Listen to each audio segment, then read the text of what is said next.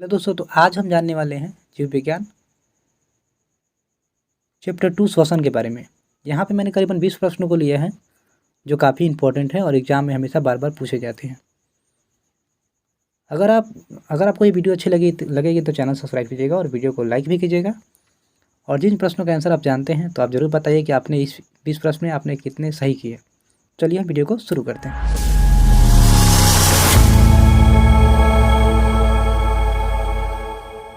हमारा पहला क्वेश्चन है कि श्वसन में कौन सी गैस छोड़ी जाती है, यानी हम लोग जो श्वास लेते हैं तो उसमें कौन सी गैस छोड़ते हैं। पहला नाइट्रोजन, कार्बन डाइऑक्साइड, ऑक्सीजन या सभी। तो हम लोग कौन सा गैस छोड़ते हैं? Carbon dioxide.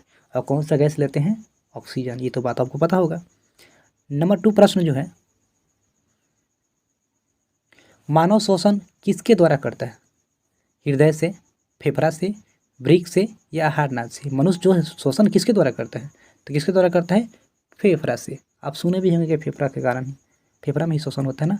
और नाक क्या है? एक माध्यम है जिसके द्वारा कार्बन डाइऑक्साइड बाहर निकलता है और ऑक्सीजन बाहर अंदर जाता है। किसके द्वारा होता है श्वसन? तो फेफड़ा द्वारा। ध्यान रखिएगा।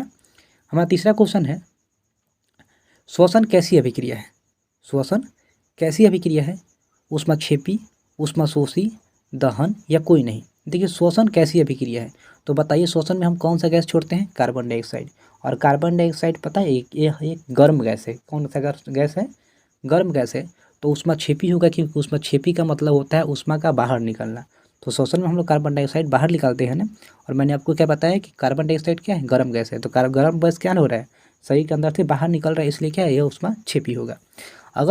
अगर कार्बन डाइऑक्साइड अगर अंदर जाता तो क्या होता? ऊष्माशोषी। तो पेड़ पौधे में ऊष्माशोषी होगा, क्योंकि वो कार्बन डाइऑक्साइड गैस का उपयोग करता है। ध्यान रखिएगा। अगला, किण्वन कैसी अभिक्रिया है? ये प्रश्न तो काफ़ी इंपॉर्टेंट है, एग्जाम में बार बार पूछे गए हैं। तो वायवीय, अवायवीय, दोनों या कोई नहीं। तो किण्वन अवायवीय श्वसन है। ध्यान रखिएगा, किण्वन अवायवीय श्वसन है, मतलब जिसमें ऑक्सीजन का उपयोग नहीं किया जाता है उसे अवायवीय श्वसन कहते हैं। और किण्वन जो है अवायवीय श्वसन है। इसमें ईस्ट भी आते हैं। ईस्ट एक जीव है जो बिना ऑक्सीजन के सहायता से भी वो श्वसन करता है। क्लियर।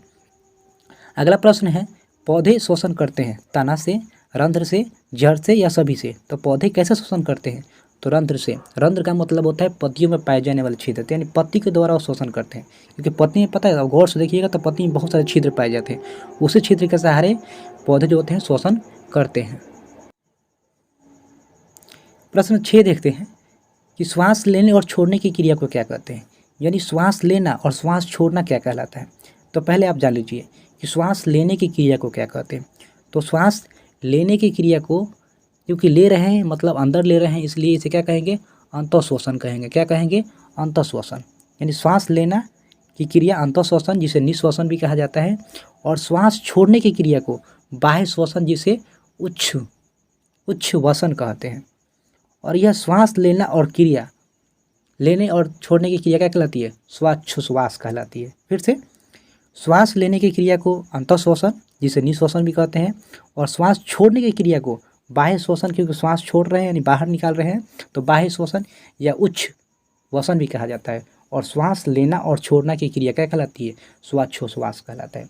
ये प्रश्न काफ़ी इंपॉर्टेंट बनते हैं क्योंकि इसमें से कोई एक प्रश्न एग्जाम में डाल दिए जाते हैं। क्लियर। अगला देखते हैं कि अवायवीय श्वसन होता है, यानी अवायवीय श्वसन किस में होता है? अमीबा में, मनुष्य में, ईस्ट में या कोई नहीं। तो मैंने अभी आपको ऊपर बताया था कि अवायवीय श्वसन किस में होता है? ईस्ट में होता है, क्योंकि यह क्या है? ऑक्सीजन के अनुपस्थिति में होता है। क्योंकि अवायवीय श्वसन कह रहा है तो क्या हो जाएगा? आंसर इसका ग होगा। अगला क्वेश्चन देखते हैं, पौधे किस क्रिया द्वारा कार्बन डाइऑक्साइड गैस लेते हैं, यानी पौधे जो होते हैं किस क्रिया के द्वारा कार्बन डाइऑक्साइड गैस को अंदर लेते हैं? विसरण, स्थानांतरण, उत्सर्जन या कोई नहीं। तो विसरण की क्रिया द्वारा। किसके द्वारा? विसरण के क्रिया द्वारा, मतलब ऑटोमेटिक जो होता है बाहर से वो गैस को खींच लेते हैं पत्तियों के द्वारा। क्लियर, समझ में आया? यानी विसरण की क्रिया द्वारा। अगला, वायवीय श्वसन में कितनी ऊर्जा निकलती है? वायवीय श्वसन में कितनी ऊर्जा निकलती है? 25 ATP, 8 ATP, 38 ATP या 46 ATP। तो पहले तो हम जान लेते हैं थोड़ी सी जानकारी कि श्वसन में जो होती है ऊर्जा जो निकलती है वो ATP के रूप में होती है। कैसी होती है? ATP के रूप में। और वायवीय श्वसन में सबसे अधिक ऊर्जा निकलती है 38 ATP। कितना निकलती है? 38 ATP है। जबकि अवायवीय श्वसन में होगा उसमें 8 ATP ही निकलता है। ध्यान रखिएगा। फिर से, श्वसन में ऊर्जा कैसे निकलती है? एटीपी के रूप में निकलती है। और वायवीय श्वसन में ज़्यादा ऊर्जा निकलती है क्योंकि 38 एटीपी होता है, और जबकि अवायवीय में 8 एटीपी होता है। तो बताइए किस में ज़्यादा हुआ? वायवीय में, ध्यान रखिएगा। अगला, श्वसन में ग्लूकोज का क्या होता है? ऑक्सीकरण, अवकरण, दोनों, कोई नहीं। तो देखिए श्वसन में चूंकि हम कौन सा गैस लिए? ऑक्सीजन, तो इसलिए ऑक्सीकरण होगा। क्या होगा? ऑक्सीकरण, क्योंकि हम लोग श्वसन में कौन सा गैस ले रहे हैं? ऑक्सीजन। और ग्लूकोज का क्या होता है? इसमें ऑक्सीकरण होता है, मतलब ऑक्सीकरण के सहयोग के द्वारा यह कार्बन डाइऑक्साइड गैस का निर्माण करता है। ये भी ध्यान रखिएगा। मछली का श्वसन अंग क्या है? ये तो प्रश्न काफ़ी इंपॉर्टेंट है इस चैप्टर के लिए। श्वास नली, फेफड़ा, त्वचा या गिल्स? तो मछली जो है श्वसन जो होता है वो गिल्स के द्वारा करता है। देखिएगा मछली का जो मुंह के दोनों तरफ जो गलफड़ा जो होता है ना, गलफड़ा, जिससे गिल्स, गलफड़ा मछली में पाए जाने वाले गलफड़ा को ही गिल्स कहा जाता है। क्लियर? तो गिल्स के द्वारा सांस लेता है। अगला, वायवीय श्वसन की क्रिया पूर्ण होती है। निवायवीय श्वसन की क्रिया कितने चरणों में पूर्ण होती है? 3 चरण में, 5 चरण में, 1 चरण में, 2 चरण में। तो वायवीय श्वसन की क्रिया 2 चरणों में पूर्ण होती है, जिसमें प्रथम चरण को कोशिका द्रव और द्वितीय चरण को माइटोकॉन्ड्रिया कहा जाता है। जबकि जब अगर अवायवीय श्वसन की बात करेगा तो अवायवीय श्वसन की क्रिया एक ही चरण में पूर्ण होती है, जिसे कोशिका द्रव कहा जाता है। क्लियर? ये प्रश्न इंपॉर्टेंट है, इसके बारे में थोड़ा ध्यान रखिएगा। अगला, तेलचट्टा का श्वसन अंग क्या है? श्वास नली, गिल्स, फेफड़ा या कोई नहीं? तो पता है फेफड़ा तो मनुष्य का होता है, गिल्स मछली का होता है, तो क्या हो जाएगा इसका? श्वास नली। देखिए यहाँ से भी प्रश्न 2 नंबर के भी प्रश्न पूछ लिए जाते हैं, थोड़ा मैं इसके बारे में थोड़ा बता देता हूँ। चलिए देखिए, अगर मछली का पूछेगा तो गलफड़ा होगा, मच्छर का पूछेगा तो श्वास नली होगा, केंचुआ का पूछेगा तो त्वचा होगा, और मनुष्य का पूछेगा तो फेफड़ा होगा। ध्यान रखिएगा, यहाँ से प्रश्न पूछे जाते हैं। आइए हम लोग अगले वीडियो पे क्वेश्चन पे आते हैं। श्वसन के दौरान ऊर्जा निकलती है, आ गई वो बातें आ गई ना, उष्मा के रूप में, जल के रूप में, एटीपी के रूप में या कोई नहीं? श्वसन के दौरान कैसे निकलती है ऊर्जा? एटीपी के रूप में। क्लियर? वायुमंडल में ऑक्सीजन की मात्रा कितनी है? 78%, 21%, 0.03% या 0.003%? वायुमंडल में ऑक्सीजन कितना प्रतिशत है? तो इसका आंसर जो होगा 21% है। देखिए वायुमंडल में अब चूँकि वायुमंडल की बात कर रहा है, तो वायुमंडल में पता है मुख्य रूप से जो है ऑक्सीजन नाइट्रोजन, सबसे अधिक गैस जो है नाइट्रोजन पाई जाती है। कितना? 78%, ऑक्सीजन 21%, कार्बन डाइऑक्साइड 0.03%, और जब कार्बन की बात करेगा तो 0.003%। ये प्रश्न काफ़ी इंपॉर्टेंट है। देखिए प्रश्न आपसे पूछेगा कि वायुमंडल में सबसे अधिक कौन सी गैस पाई जाती है? तो नाइट्रोजन। कितना? 78%। ऑक्सीजन कितना पाया जाता है? 21%। और कार्बन डाइऑक्साइड 0.03%। ये तो काफ़ी इंपॉर्टेंट है, ये थोड़ा ध्यान रखिएगा। अगला, वायवीय श्वसन का दूसरा चरण क्या होता है? देखिए क्वेश्चन आ गया, तो मैंने आपको क्या बताया था?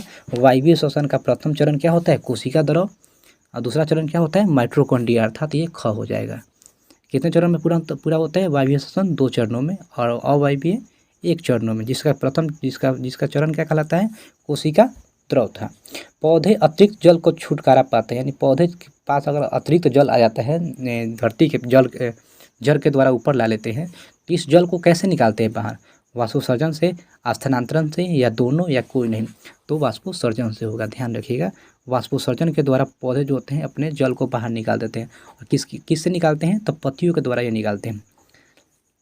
आगे, श्वास लेने की क्रिया को क्या कहते हैं? क्वेश्चन आ गया, चूँकि ले रहे हैं इसलिए क्या हो जाएगा? निश्वसन, मतलब नी अंदर, यानी देखिए अंतःश्वसन। मैंने आपको बताया था कोशिका का पावर हाउस किसको कहा जाता है? ये प्रश्न भी काफ़ी इंपॉर्टेंट है। तो कोशिका का पावर हाउस कोशिका भित्ति को, या राइबोसोम को, या कोशिका द्रव, या माइटोकॉन्ड्रिया? तक कोशिका का पावर हाउस माइटोकॉन्ड्रिया को कहा जाता है।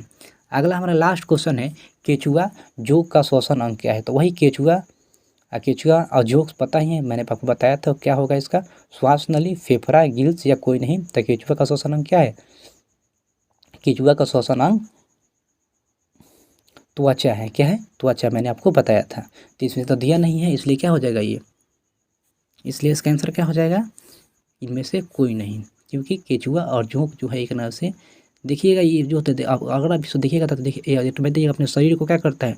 थोड़ा छोटा बड़ा करते कर चलता है। क्लियर? तो यानी त्वचा का उपयोग करता है। किसका उपयोग करता है? त्वचा का।